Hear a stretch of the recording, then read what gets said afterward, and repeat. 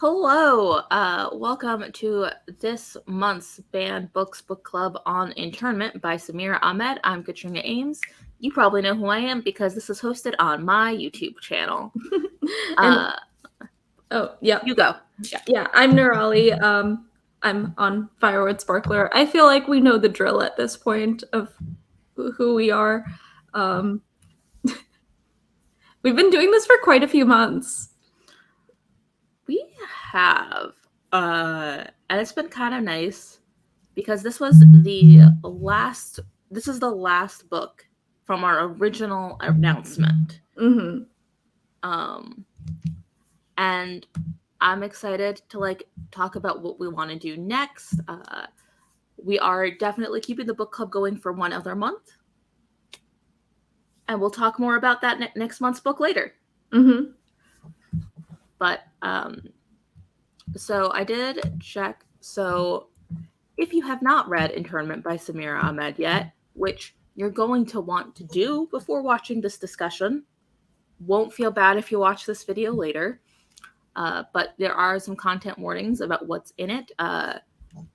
Most exclusively internment, as well as Islamophobia, racism, fascism, violence, assault, and a death of a character. I always like to know the content warnings going into a book so I can emotionally and mentally prepare myself for what I'm going to read. Also, if I feel like I'm going to need some background information before I read the book, if, say, I am me, a Thai person who was raised Christian and doesn't really know a lot about Islam, or a ton about Japanese internment, someone like that might end up going to do some background research before reading the book to get historical context. Mm-hmm. I personally didn't really get historical context before reading this, but it's interesting because I feel like there are so many jumping off points for research after reading this book, because it's pretty clearly inspired by Japanese internment camps and takes place in an alternate future where the Muslim ban was upheld and went to the logical conclusion of Islamophobia in the United States, where Muslims who are American citizens are taken to internment camps the same way Japanese people were in World War II. Yeah, and I think it's also writing this book that didn't just live from that, but from ICE detention centers that currently exist, which I think was really important to kind of show how things would be updated and how things work. But also, it's important because I think kind of showing that this isn't a problem that is just in a fictional universe, and it's not just something that happened to our great grandparents' generation, but something that exists now that we can do something about. Yeah, definitely. Especially what I appreciated was after the book ended, Samira Ahmed had an author's note discussing the family separations that were happening as the book was being published, and how people reading the book could use their voices to really be allies and try to end the horrific policies that were going on. Yeah, I think that's really important. So I'll say it right before we really get into discussing the book. So I guess I want to start with, do you know if this book actually has been banned or challenged? Because I couldn't find anything about explicit legal bans. Which I don't think there have been legal bans. I think that this was being taught in schools when it came out, pretty much because it was so relevant to the Trump administration, and obviously there was a lot of backlash to that, and there was this kind of quiet banning of the book where schools just stopped teaching it and stopped using it in their classrooms and kind of stop talking about Islamophobia. And yeah. If you want to open the bookshelf, I did link a tweet thread, if you're watching on YouTube, from Samira Ahmed talking a little bit about a quiet banning in which a teacher wanted to teach the book to her class. And the person who was ordering the books for everyone just decided not to get it. And upon reflection, they decided they didn't have a reason for not getting it. They just must be a little bit prejudiced. Which is a weird thing to admit, but is accurate and honest. Good for them. Yeah, I mean, acknowledging is the first part of solving the problem. That teacher did get the books eventually. Yeah, but I feel like a lot of teachers are coming up against just like that kind of quiet banning and just like ignoring requests to teach about controversial issues like normal American history, and like current events that are just harder to talk about than like the weather. Although even the weather is controversial now. So, climate change, man. Yeah. But yeah, I feel like the mood I'm getting from all of the teachers that I follow in the United States and the teachers that I talk to is that it's just very difficult to assign work that has anything to do with America that isn't explicitly praising America without coming up against really difficult parents, coming up against challenges that aren't official, but are just like pulling their child out of the class or pulling their child out of that unit in the classroom and things like that. And that is terrible, because all of these kids deserve an honest education. They deserve to know about what is going on in the world and our history so that they can better face the challenges of the future. There isn't a single parent I know that wants their kid to receive a bad education. But when we do things like this and when we quietly ban things or we intimidate teachers to the point where they are afraid to actually teach their subjects in a way that is meaningful for their students, then we are denying kids their right to a good education, an honest education, and likely a better future that they can build once they have knowledge. Mm-hmm. Yeah, it was so important to me to have teachers growing up that challenged my notions of the world and my and like the bubble I grew up in, because everyone grows up in some sort of bubble of, you know, just like not being a kid and not knowing the world yet. And it was so important for teachers to challenge that and to expose me to new ideas. And the fact that teachers aren't getting a chance to do that is terrible. Yeah. It's wrong.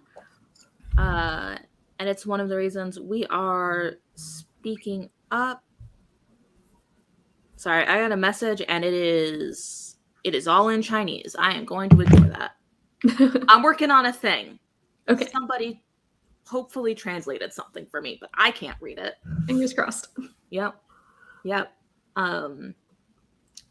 But yeah, it's important to have like people who are willing to be honest with you when you're a kid, in ways that are both age appropriate and gives like accurate context. And I think this is one book that really does it. But when we are intimidating teachers like this, and this quiet banning happens, these are things that go under the radar. It's not like that lawsuit in Virginia that we'll also talk about later that just got dismissed, where they tried to ban bookstores from selling certain books. There's so much to unpack with that we're gonna do. But that story has a bit of a happy ending.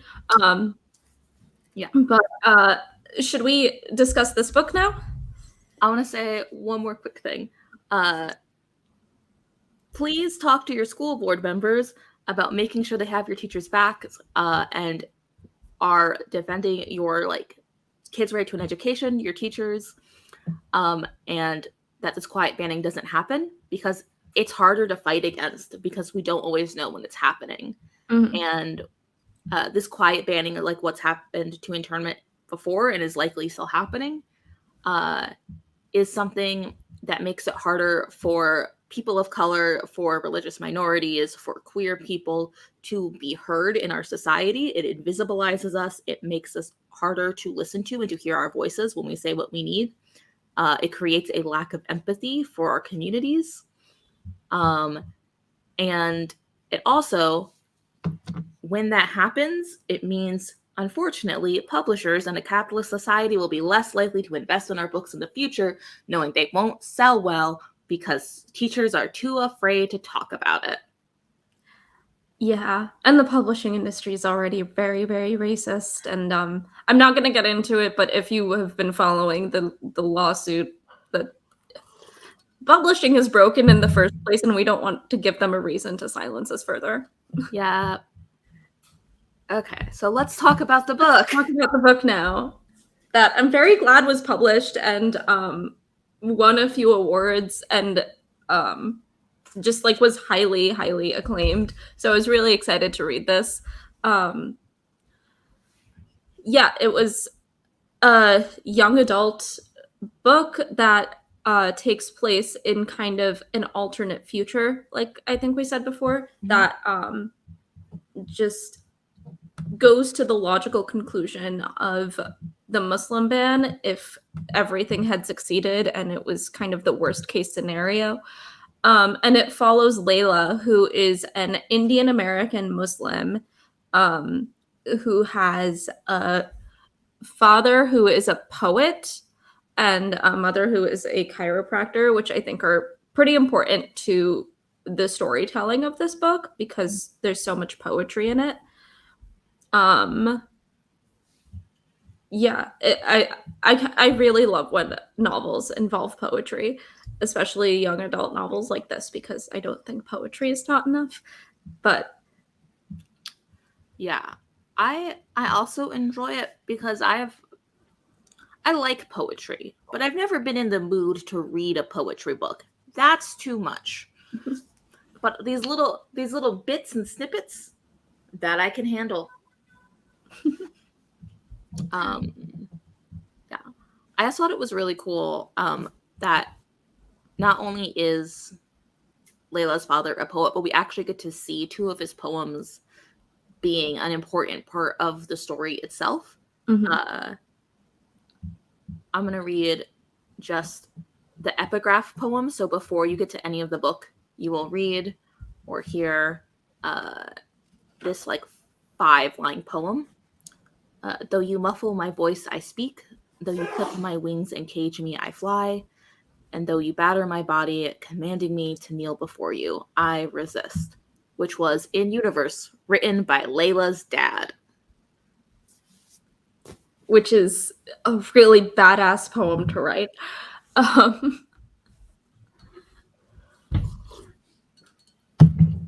Yeah. And it's interesting because Layla's dad is such an interesting character because he writes this poetry that is so beautiful and so powerful. But then when it comes to his life and his family, he is he chooses the more passive route because he thinks it'll keep his family safer. So it's like he has words of revolution to kind of spark things with people, but would prefer that his daughter not start a revolution in the internment camp because he just wants his kid and his wife to be safe, which I think is pretty typical of all parents. Yeah. And I think it's hard when you raise your kids with these values of standing up for your community, of being proud of who you are. And then like, and standing up for yourself and others, and then realizing that they're gonna follow through on that. Yeah, it's like, you taught me to be like this. I've personally gotten into arguments with my parents about things like that. So it's just like funny. It's funny to me because I'm just like, yes, you want to protect your kid, but also you taught your kid to fight for what they believe in. So I think it also must have been hard for him, Ali was his name, because one of his poems was published in the New Yorker, and that is how they got the attention of the people who were deciding who would go into internment camps first. So not only is he trying to keep his like wife and child safe, when I think of like who this character is, I kind of see someone who is trying to keep them safe and also blaming himself for the situation his family is in and putting them in a situation where they are more unsafe than they needed to be. Because, you know, there are ways to change the world and make things better that don't draw attention to yourself. and it's interesting because writing doesn't feel like you're drawing attention to yourself, but it's such a powerful act. Then it terrifies fascists, which is shown in this book, because they literally arrest someone for exercising the right to free speech and writing a poem and getting it published in a national publication. Like the idea that people are going to read a poem is so scary to them, when to me reading a poem is just like nothing, you know, but it can really spark a revolution if you want it to. Yeah, it definitely can. And I think it really speaks to the way to the why of how fascists are afraid of art. Because you can imprison people's bodies. They do it all the time. You can start wars. You can deny people basic freedoms and like rights like healthcare or food, or like safe and affordable housing. But you can't really stop an idea once it's out there. Yep. It's either there or it's not. And by trying to stop the spread of ideas, by limiting what is available to people through book bans, or through the imprisonment of artists, you can really see how fascists operate, and that they are afraid of ideas that are counter to them, and also of all of us acting collectively to make a better society. Yep. I also just realized this, but poems are what people remember from revolutions. Because, I mean, I don't think there's a more famous poem than the First They Came For poem. That's about World War II. And I feel like everyone who knows anything about World War II and Nazi Germany has read that poem, has heard that poem interpolated for various circumstances, more recent.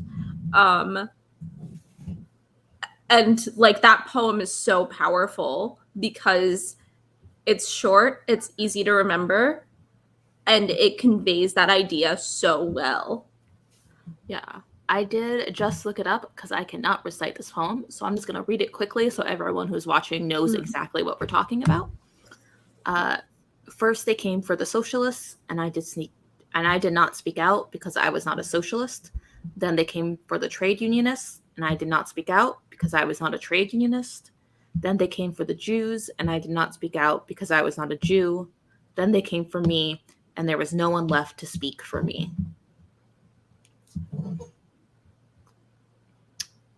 What an emotion. Yeah. But I think that's like also I feel like it does kind of feed into what we're seeing with Internment and with poetry, because so much of this book is about building solidarity and working within communities sometimes that intersect and you have connections with, and sometimes you just don't.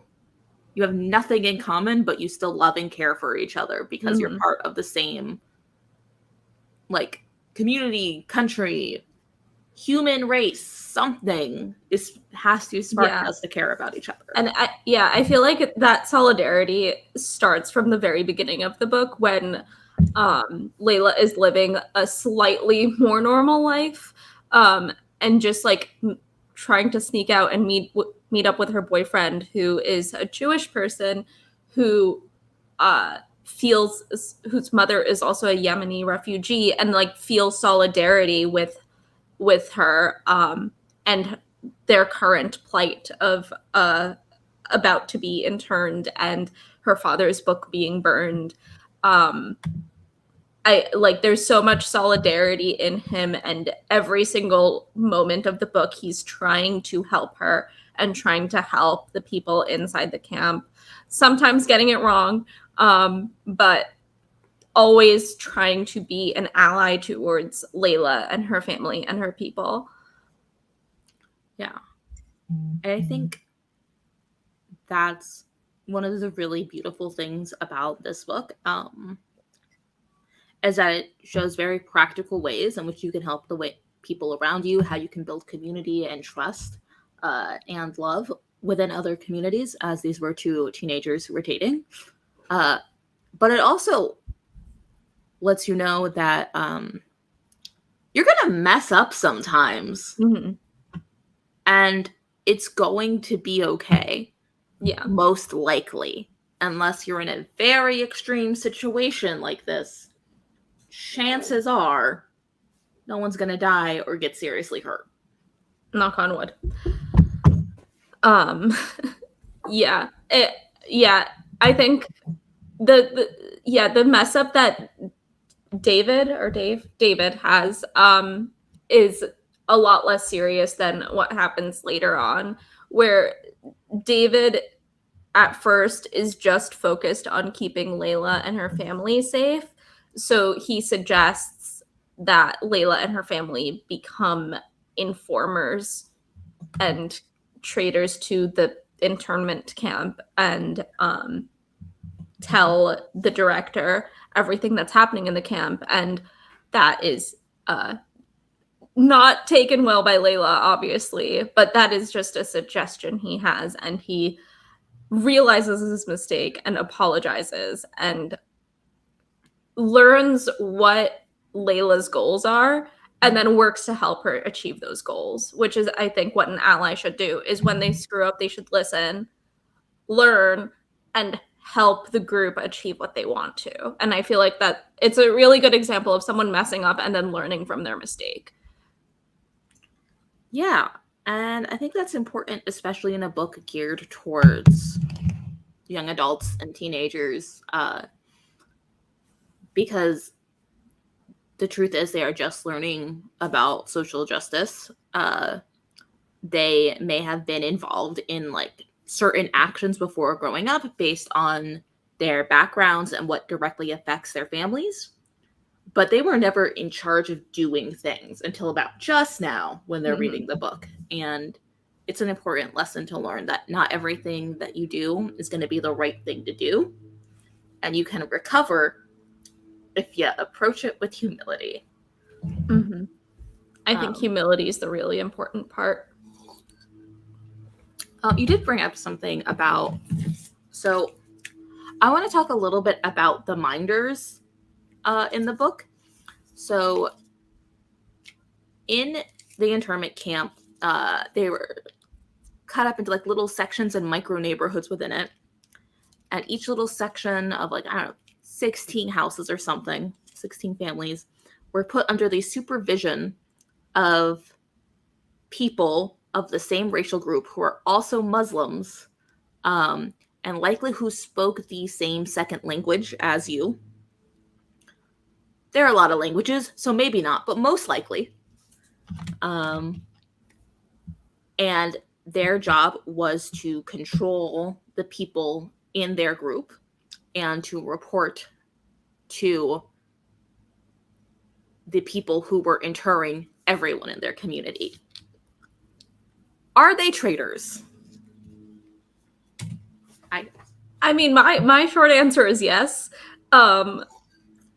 It's hard to make a decision for yourself that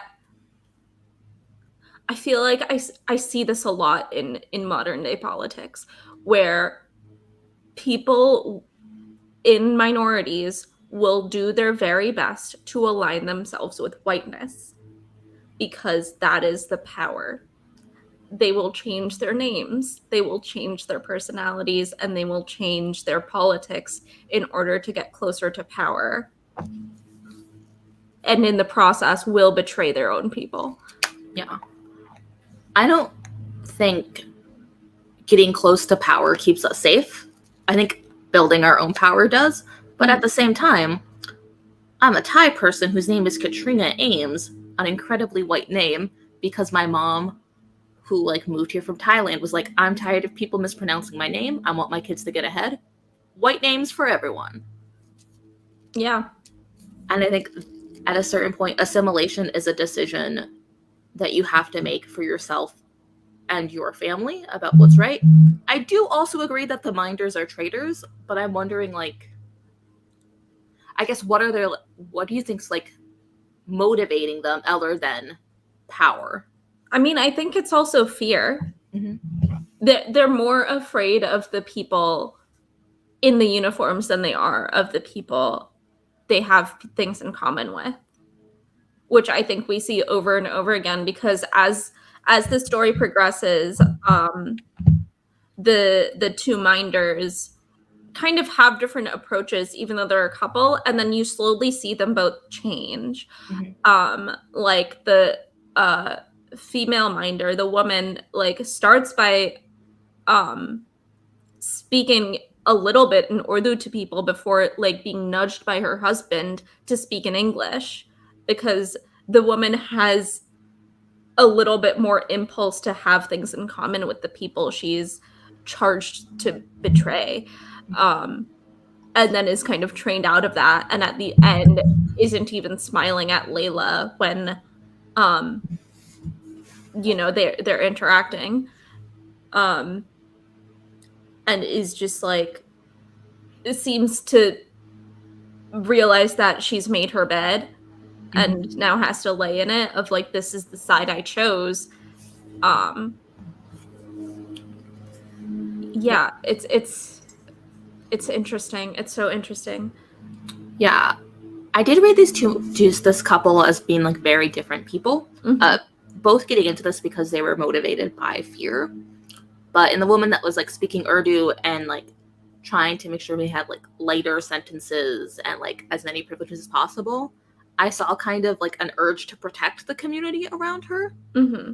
But in her husband, I just saw like the fear of repercussion.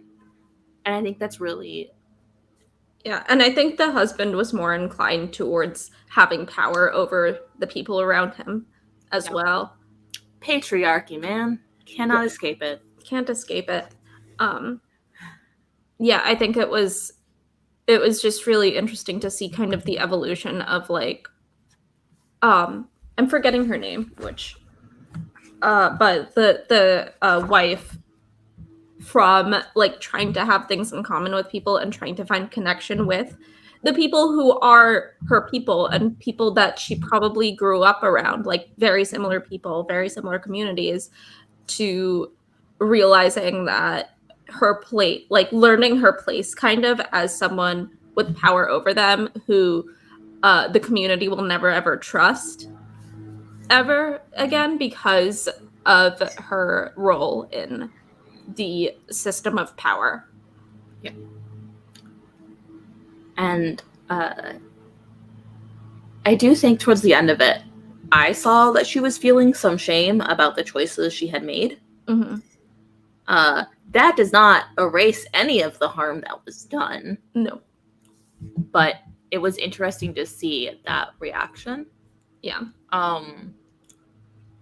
while we're talking about the minders, I think I also want to talk about like, so in all of these micro communities, they all had two minders, what appeared to be usually a couple, in each neighborhood, and each of the neighborhoods were divided by what racial group you were in. So everyone in the camp was Muslim, but like a third of the world is Muslim. There's a lot of smaller ethnicities and racial groups within that because Islam is a religion, not a race. Mm-hmm. Yeah.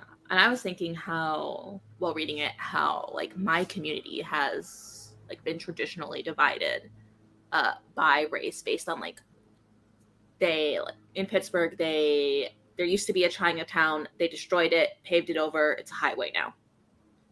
Has been for like, I don't know, since like the 1940s. Wow. And there's another neighborhood that I used to live in where on one side of a highway, there were like residential areas, neighborhoods, and on the other side of the highway, there was nothing. Just nothing.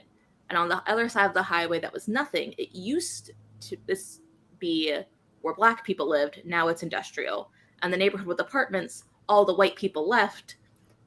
So now it's a predominantly Black neighborhood. But we're still like, it was initially conceived to separate races. And it was interesting to see that very intentionally and artificially created, replicating what I know is artificially and intentionally created in our own cities. Yeah. It was interesting because the way it was described in the book was divide and conquer, and I think that's exactly what it is. Because the more marginalized groups find solidarity with each other instead of focusing on our differences, the more power we have collectively, and that's not what they want. They want, because closer to the end of the book, you do see a little bit of infighting within the different groups of Muslim people, where one girl is wearing a hijab and has a few friends who are also wearing hijabs, and there's a guy who is really against the hijab and like starts talking down to the hijabi girls because of that. And then there's the fact that Layla was never friends with the hijabi girls because she didn't think that she would ever have anything in common with the girls who wore hijabs. But then it was only when they got together and realized that their common enemy was the people holding them in these places, that they were able to destroy the internment camp, basically. It shut it down. Yeah. And it isn't even that Layla like disliked these people. She just didn't talk to them. There was no chance to like build solidarity with these other teenagers because like the main hijabi girl you see is a Black girl, so she was in a different micro neighborhood, and there just wasn't room to intersect and build that community and that solidarity. And because she saw them as being inherently different, even though she knew they were trying to divide the camp, it did not occur to her that she should be reaching out because she didn't see the commonality. Exactly. Which, it was so interesting because it seemed like they grouped the Indian and Pakistani people together, and Layla's white bullshit right there. Like a lot to unpack there, a lot. But it like Layla does immediately find Layla's Indian Muslim, and her best friend at the camp is Pakistani Muslim, and they have a lot in common because their parents speak the same language. They're 3 houses down from three like mobile homes down from each other. They have more in common. They're able to just like connect better, and I completely understand that because it just like the more you have in common, the easier it is to find common ground. But it's also, but you see that it's so important that they expand their group and that they talk to other people who have made different choices, who choose to wear the hijab when they don't, and who just have, and who go to the Quran classes that they don't go to, and who are just like more religious in that way. And one thing that I really loved about this book was that they like, everyone was really respectful about each other's choices regarding Islam and regarding, you know, whether they went to the classes about Islam or whether they chose to wear the hijab. Everyone tried to be really respectful, with the exception of one or two people where you could see that there was underlying tension there. But overall, it's like, well, it's not up to us to judge what choices you make, which I really appreciated. And I think that's an important lesson for young adults to learn. Yeah, because I've definitely been in the position as someone who was raised Christian to be very judgy and was taught to be, and it has never helped anyone in my entire life. Yeah, I mean, I grew up Jain, and like I grew up pretty Jain, honestly, for an American, but I've been judged by people who are Jain for not being Jain enough, and I've also judged other people for not being Jain enough. So it's like, you just need to take a step back and realize that it's not your choice. It's someone else's choice, and they have a personal relationship with their religion, and it's all fine. Yeah. And it should be, like, once again, like, all of these things that we have in common should be a moment to build solidarity with each other. So the other day, a TikTok went viral of mine, but on my work account. It's been real stressful. But I'm going to talk, like, a little bit about this. Mm-hmm. So in Philadelphia, there is this beautiful, vibrant Chinatown. It's a growing community. It's a residential neighborhood. Like, our elders live there. Families live there. There's a school. In the middle of it, there's a highway. I'm mad about that still. But there's, you know, there's grocery stores. There's small businesses. It's a beautiful, like, community that's home, not just the people that live there, but, like, to the greater Asian population around Philadelphia. Mm-hmm. They all go there. Unfortunately, the NBA has decided they would like to build an arena. The billionaire owners of the 76ers want to build an arena a block away from Chinatown. Oh, okay. Less than 100 feet from the edges of Chinatown. And that's some bullshit. I really like being able to swear about this. I'm not supposed to swear about this at work, but this is my channel, damn it. But it is. It's bullshit. Because it's going to affect the wider communities who don't want it there, have a vision for the future of their communities, and don't want to be displaced by the admittedly rambunctious Philadelphia sports fans late at night after games. Do you know how? Okay, so I live in New York. There are lots of sports teams here. There's a lot of sports happening here. Philly fans are more intense than New Yorkers. Like, Eagles fans terrify me. But I'm just like thinking about the train that I take when there's a sports game. There is no room to breathe. Oh, you want to know the best part? Yeah.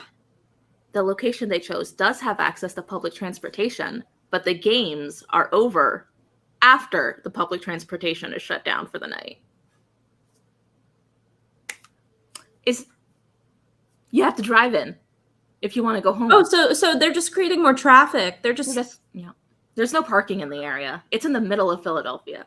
So they'll probably raise down a block to create a parking structure as well. Unless they build it underneath what they want to replace what is currently a mall, tear it down, build an arena. So they could build an underground parking structure. Yeah. It's a possibility. Would they do it? Probably not. Probably not. Why? What's wrong with your current stadium? They're just mad that they have to share it with the hockey team. Oh, heaven forbid. Madison Square Garden has like 30 different sports and concerts and things. Harry Styles is there right now doing Oh things. God, that's beautiful. I would love to go to that. Not the point, but I'm just like, is it so bad that you have to share a stadium? Oh, poor you. It's not. It's not that bad that they share Poor the stadium. Nobody needs a new stadium. It's a fine little arena they have there. Don't need to build a new one. But what I was noticing on comments on the TikTok that went viral, they fell into a couple different camps broadly. So we filmed it on a trip that I took to DC. Me and one of my coworkers went down to DC for a thing. We filmed it there and was like, hey, this is DC's Chinatown. A few years ago, the Washington Wizards built an arena here. It has gone poorly for the community. And we got a couple different comments. One is people from DC who are like, yeah, this wrecked our Chinatown and our homes and it sucks. Don't let this happen in Philadelphia. Totally fine comments. Some are, oh, Philadelphia Chinatown's really important to me. Or Philadelphia's Chinatown is a cool neighborhood, or I see how it's important to your community. I'll sign the petition. I'll move on. Another bucket is, I don't actually know how I feel about this.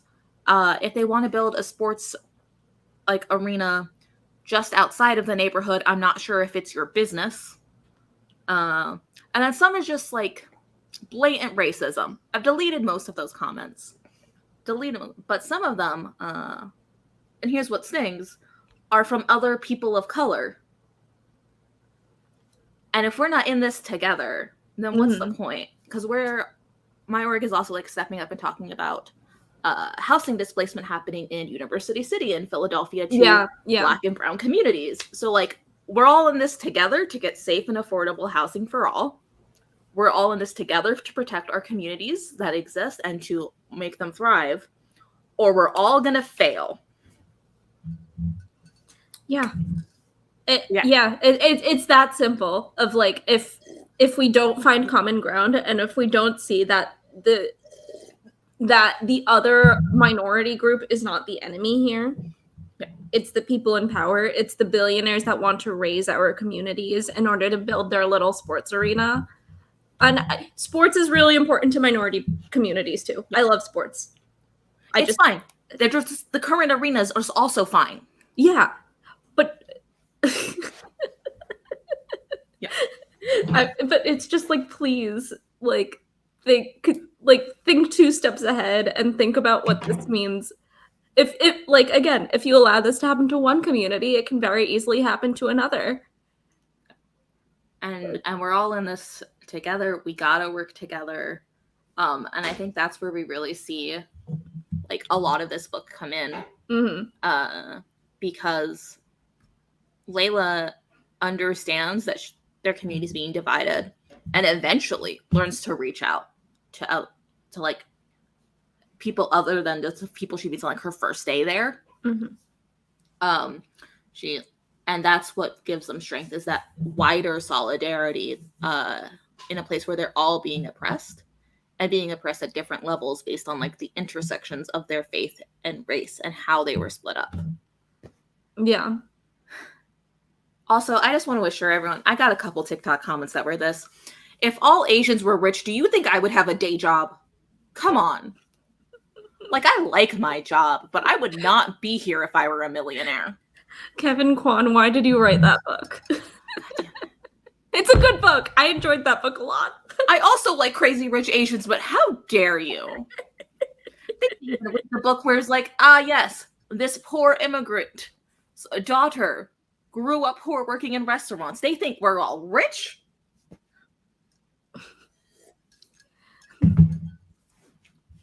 Just low-key mad. But yeah, I also think it's also interesting. There was one quote in the book. I did not put this into the document that I shared with ideas. But it was Layla was thinking of her grandma and was you gotta it's not enough to pray, you also have to act like your prayers are gonna work, or something like that, broadly. Yeah, prayers are important, but action is also important, I think. Yeah. And I think in a book that really is rooted in religion, and rooted in a specific faith, I think that's like a really beautiful message, because I know so many people of various religions who don't necessarily practice. It was like just what they were raised with. Mm-hmm. And even if they're not like currently praying or whatever, they are like acting and trying to like build solidarity, protect their communities, live out the values expressed in that religion, even if they're not going to like a mosque or temple every weekend. Yeah. I mean, I'm not going to temple every weekend. It's, first of all, it's too far away for me to go every weekend. It's like minimum an hour. But no, it's so important that like talking about action and talking about values, and also talking about how most religions have the same values, which is discussed in this book, which I think is really important, that it's just like, it's not just Islam that has these values. It's every religion that has values and that accepts other people and that like appreciate, like, you know, just opens its arms to people. That's the point of religion. And I think so much of religion currently, like the current face of religion is very exclusionary. So I think it's important to have a message like this. Yeah. I love being openly queer in spaces that aren't queer. That's super fun for me. Not at all traumatic. Yeah. But if our spaces aren't open to minorities, if they aren't open to non-white people, if they aren't open to queer people as a religious space, then fundamentally you're just failing a bunch of people. And what's the point of that? Mm-hmm. Yeah. I think one last thing I think I want to talk about is in the opening of the book, Layla lives in a college town and her dad is a professor and a poet. And the book opens with a book burning where someone she's known since she was 5 years old is holding one of her father's books to be burned in this liberal college town. And in California. And I think it's so important for that to be the setting, because people always assume that it's, you know, like Southerners, or it's just like this idea of the redneck white person who is uneducated, who is the racist. Mm-hmm. But racism and fascism is everywhere.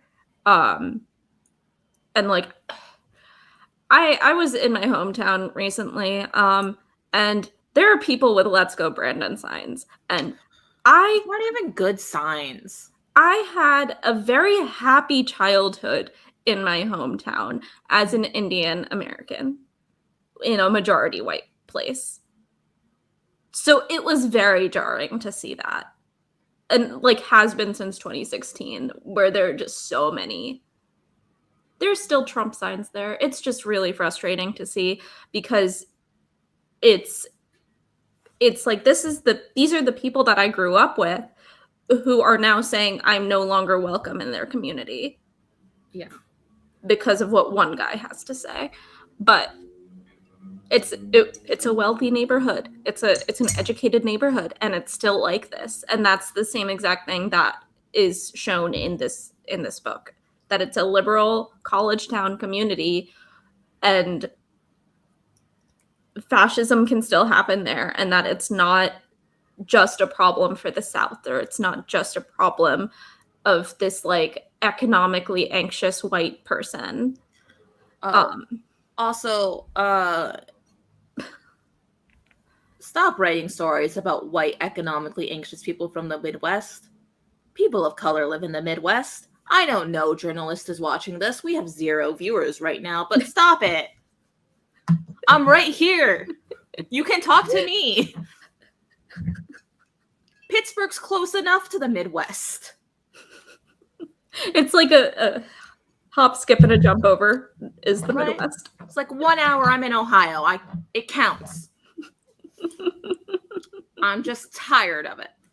But yeah, like I don't know who has my back in my neighborhood. Mm-hmm. I know who definitely doesn't. Yeah. They have made that very clear. Yep. But do I know if things come down to it, who is going to show up for me? Not really. I have some guesses. I know my close friends will be there for me. I know likely if there were like an incident of, say, anti-Asian violence, that my Black neighbors would likely show up to like say this is unexcusable and you can't do this. But widely speaking, nah, I don't know. I don't know who has my back and who doesn't. I know who's voting for like I know who's voting for like John Fetterman and Josh Shapiro based on yard signs right now. But do these people have my back individually or structurally? Or are they just making some good votes? I don't know. Which voting is very important, but it's not the be all and all. It's important, and I'm glad they're doing it, and I'm glad they are supporting these specific candidates who will protect my right to an abortion, among other issues I care deeply about, and who will like act on climate change. But the question of if these people actually have my back, if like things get rough, I don't know. And I'm never going to know until things get really bad, and I hope they never do. And that was a very tough opening to read. Mm-hmm. I texted you when I read the opening, and I was like, wow, this is like a very extreme opening. Like, wow, she's really starting with a bang. And then I was like, but we're literally in the banned books book club. Yeah. And this is it's not that hard to believe that people would burn books nowadays. It's not a jump. It's something that just happens. Yeah. And also, recycle your books if you're going to do that. You don't need to burn them. That's just wasteful. Yeah. Like, I know that's not the point here, but I was very upset that they didn't even think to recycle them.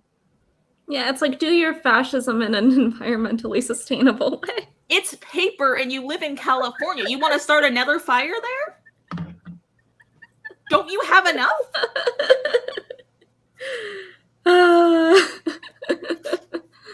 Anyways, I got a lot out of the book. Me too. Yeah. Is there anything else we want to talk about with the book?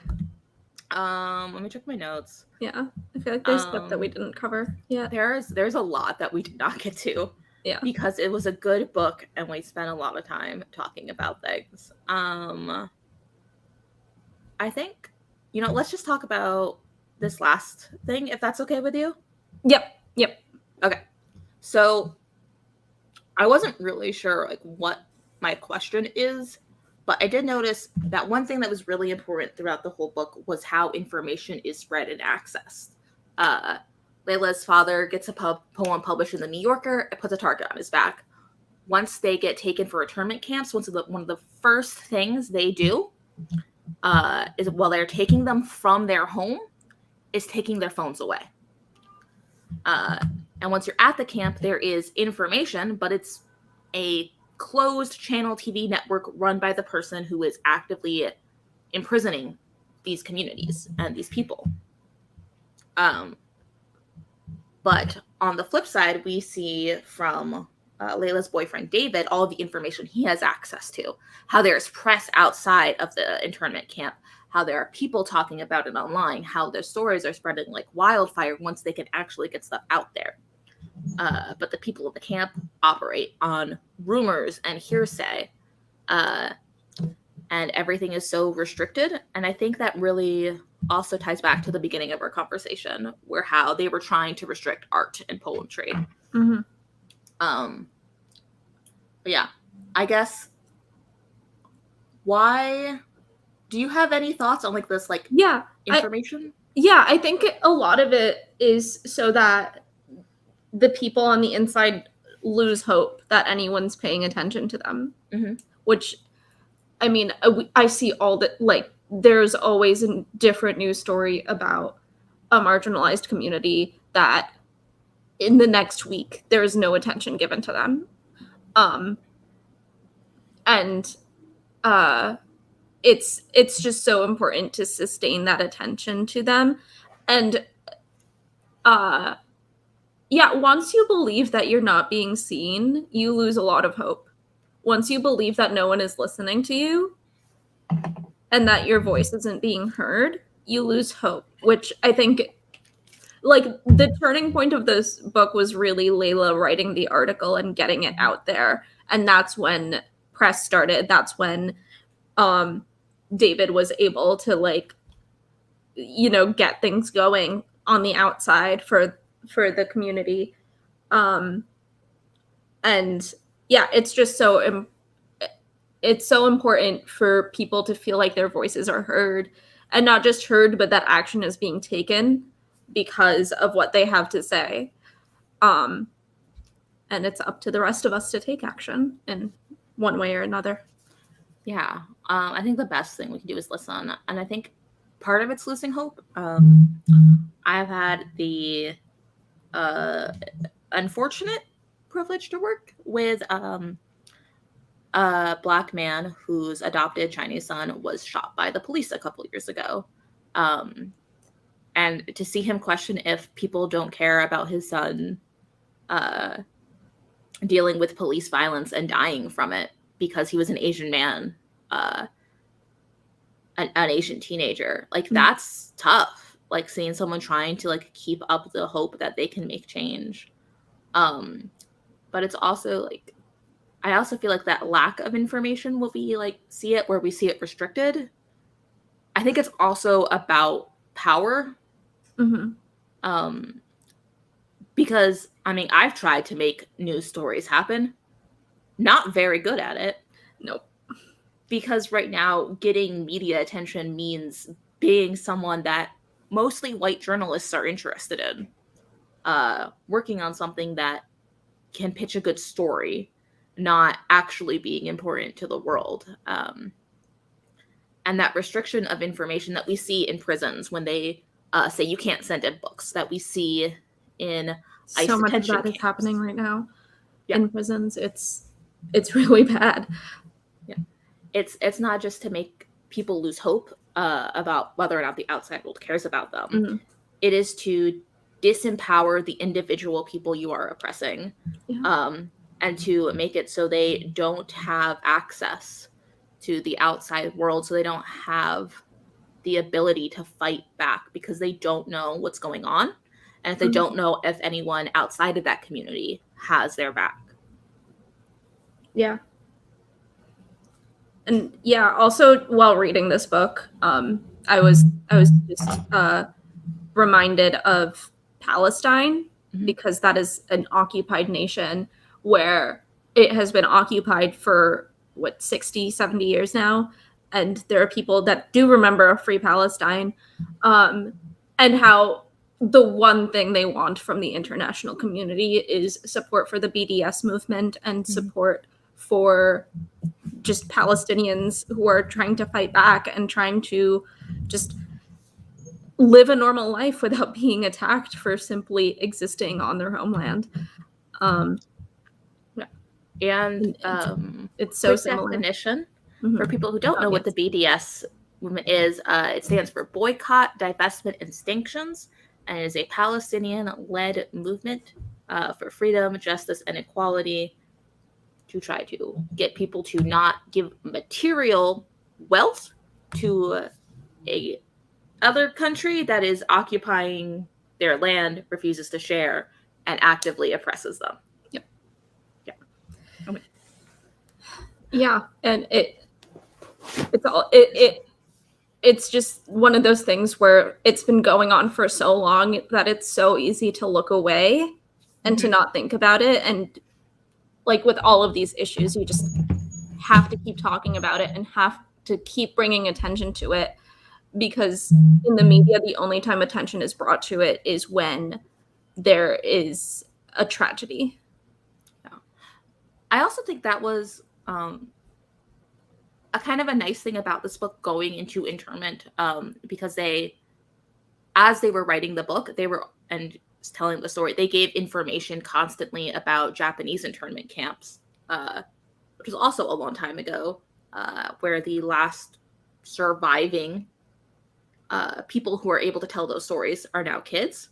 Mm-hmm. Were kids then and are now like very old, and are running out of time. And I think keeping these stories alive is important. And I think making sure that people know our history as like a wider Asian community is important. Mm-hmm. And I think that's one way to do this, because we can't fight things if we don't understand their roots and the history of white supremacy in our country. Yeah. And however it plays out. Yeah. All right. Do you want to tell us a little bit about next month's book, which we will be discussing on your channel? Yes. Likely at the end of September, but we'll see. There's a lot of holidays coming up in the fall. Yeah. So the next book that we're going to be reading is Genderqueer by Maya Kobabe. I'm not sure how to pronounce that last name. And the reason why it's on our Banned Books Club list is because a judge, because in Virginia, the book and the publishing company were being sued for being sold in bookstores. I think it was in Barnes and Noble. Mm-hmm. It was a very bizarre lawsuit that occurred, but a judge just like yesterday dismissed the case in Virginia, which thank goodness. But also the author of this book is trans and has been under attack for ages now because of the existence of this book, and it's just very sad. And then there's another. So there are two lawsuits. One is a restraining order against Barnes and Noble and schools in Virginia Beach, which was dismissed. And then there's another lawsuit against Oni Press, which is the publisher, and the author. And it's just very sad, because the only thing about this book is that it's about a genderqueer person, which is why it's called Genderqueer. Yeah. It also, it is, so I read this book about a year ago, so I kind of know what's going on. I'm going to reread it. It was also banned for being too sexually explicit, as the author of the book in this nonfiction memoir realizes that they're ace. So just let that sink in, and it'll be an interesting time next month. Deep sigh. It's just like they just want to erase anything that is not straight and white, and it's so clear. Yeah. This was the #1 banned book of last year, according to the American Library Association's newest list. Which, why? We don't need to do this. I'm really excited to read it because, I only heard of this book because of all of the kerfuffle that was happening around it, and it still is. So, but like once I saw the cover and looked at the synopsis, it looked like a really interesting book, and we are two queer people who like to read queer literature, so I'm really excited. It's a fun comic. It's good. Mm-hmm. I think the art is pretty and the story is nice. So I did see one last thing. You added an action item. Something is happening in Texas. Yes. So I'm going to have Katrina link this in the description, but there is a guide to school board elections in November for Texas, which is so important because I feel like Texas is a massive battleground for right-wings, alt-right, fascist people. It's a huge battleground, and it's so important that schools in Texas receive the education and the educational materials that these kids deserve. So this is just a guide to the school board elections if you are against banning books and other fascist activities. It's 22 pages. It's quite long, but obviously if you're voting in Texas, you do want to read it. Texas is a big place. There are a lot of school systems there. Mm-hmm. You don't need to focus on all of them, but you know, throw $5 someone's way. School board elections can be surprisingly expensive, but are not given a lot of attention, even though they are the people most likely to affect your community directly, and are also your neighbors. Mm-hmm. Literally, I'm on the school board, and it's just because no one else wanted to be. Yeah, just like tell your friends, tell everyone you can. I think as we discuss these banned books, it's also important to share things we can do to stop these book bannings. And voting in your school board elections is definitely a big one. Hi, Untapped Inkwell. Hi, Untapped Inkwell. Yeah, I sent this to Untapped Inkwell yesterday, and yeah. I have other Texas friends that I need to send it to too, so I will do that. I deeply believe, as someone who is not from Texas, that Texas is a good state with good people whose people are under-organized, under-resourced, and they're gerrymandered to hell. So we got to back them up whenever and wherever we can so that the people in Texas have less terrible lives from a couple of extremists who are in power all over Texas because they rigged the races. Yep. Yeah, Untapped Inkwell says one of my friends in Texas is very excited for that document, and I am excited for that friend. Yay. Yay. Yeah. Is there anything else we wanted to discuss? I think that is everything. I think we're good. Oh, yeah, while we were speaking, I also brought up my vote by mail application because I've forgotten to do that over the last few weeks. And I've got to get my mail-in vote ballot soon so that I can vote in November. So please do that. Please make a plan to vote. Yeah. So here's what you're going to do. You're going to check your voter registration. Your Department of State is where you would check that information usually. So it's done by states. But I would go to vote.org if you're not sure. They will help you check. I'm not listing off all 50 websites. Vote.org to check your registration. If you are eligible to vote by mail and want to vote by mail, you can do that. If you're not registered, register to vote. But if you want to vote by mail, get that in ASAP because in a lot of states, there are deadlines coming up. If you want to vote in person, also do that on November 8th. Or if you have early voting. If you have early voting, yeah. Find out, make your plan. Know if you're going in the morning while you're dropping your kids off to school. If you're going in the evening after work, if you're doing it on your lunch break. Know when you're voting. Tell your plan to someone. Ask if they want to come with you. We'll hold each other accountable. Hold everyone accountable. It's very, very important. And then you won't forget. It's really embarrassing when you forget to vote because who you vote for, that's a secret. Whether or not you voted, that is public information that anyone can access. Yeah. Untapped Inkwell says it's also good to request a sample ballot if you are voting in person, which is also very good. You can research all of the candidates that are on your ballot if you get a sample ballot. I think in my county in New Jersey, we just automatically get sent ballots. But yeah, just if you don't, ask for a sample ballot.